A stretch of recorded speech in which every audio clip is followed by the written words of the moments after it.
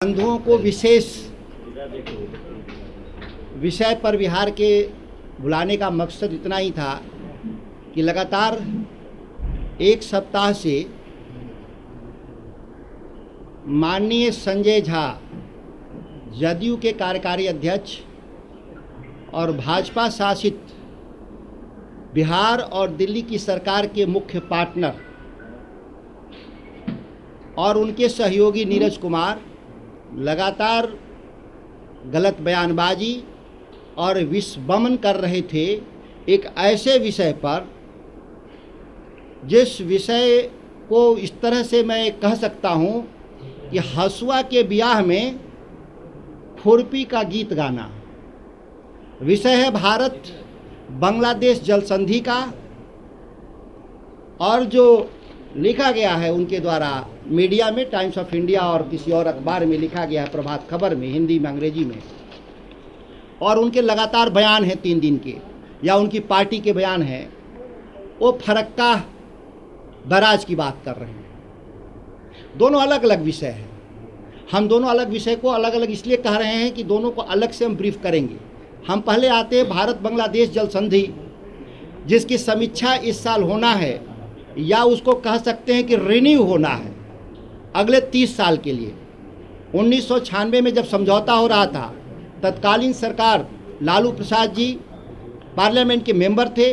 उन्होंने लोकसभा में इसका विषय का जोरदार विरोध किया, और बिहार के सरकार के तौर पे माननीय मुख्यमंत्री राबड़ी देवी जी और तत्कालीन सिंचाई मंत्री श्री जगदानंद सिंह ने इसका पुरजोर विरोध किया, और इसके लिए ये साक्ष्य हैं।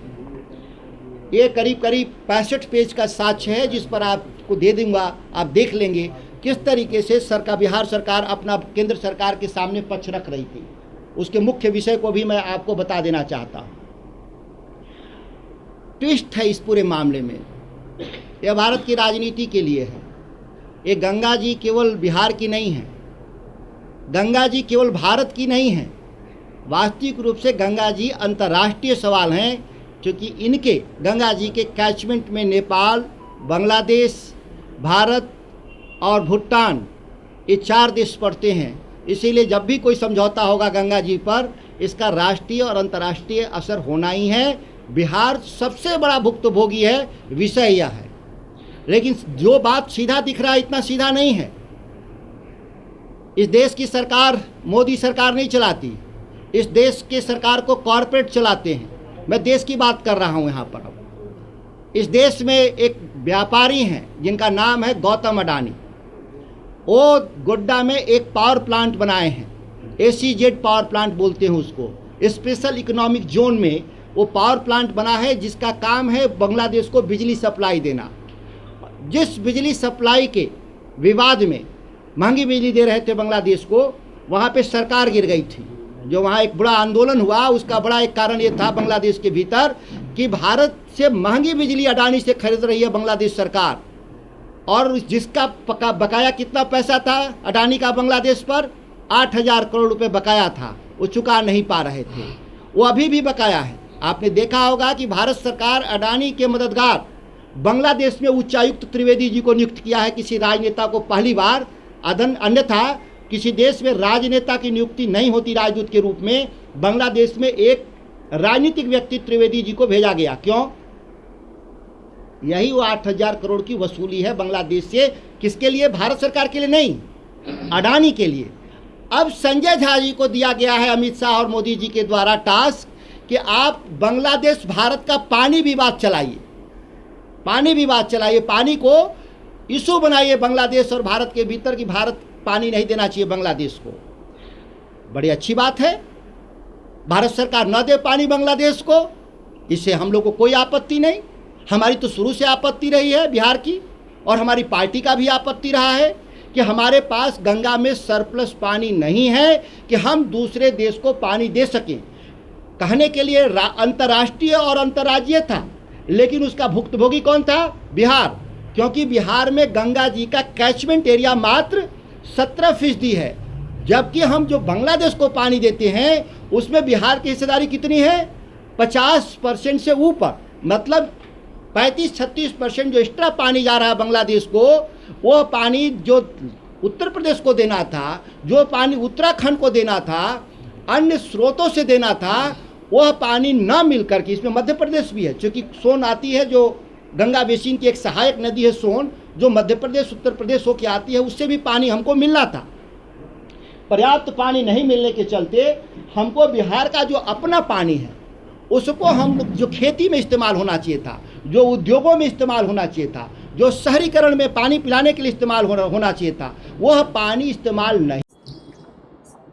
यह विषय हसुआ के ब्याह में खुरपी का गीत गाने जैसा है।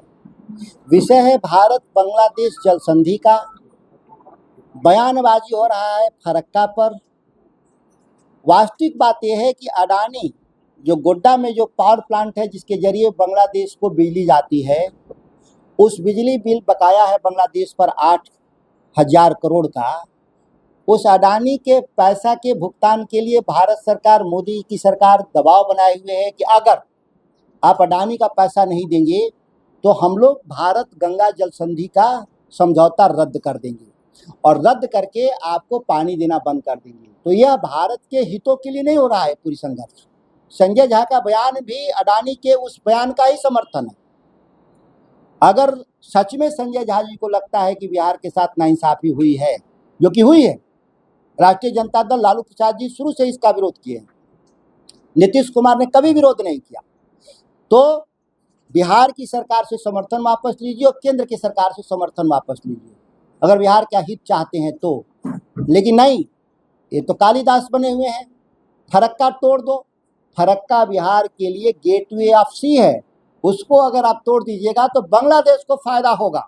जो पानी हम 40,000 क्यूसेक बराज से ले जा करके हुगली में डालते हैं, जो भारत का स्वेज और पनामा नहर माना जाना चाहिए, उसको, उस नहर को आप खत्म करने की बात कर रहे हैं।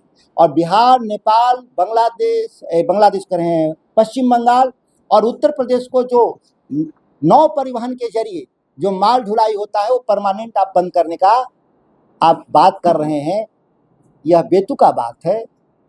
बाकी समझौता नहीं होना चाहिए, इसके लिए आप प्रधानमंत्री जी के यहाँ चलने के लिए तैयार होइए। हम सभी लोग मिलकर के प्रधानमंत्री जी को कहते हैं, प्रधानमंत्री जी नहीं मानेंगे तो आप समर्थन वापस लीजिए संजय झा जी, नहीं तो बाकी बयानबाजी करने का कोई मतलब नहीं है।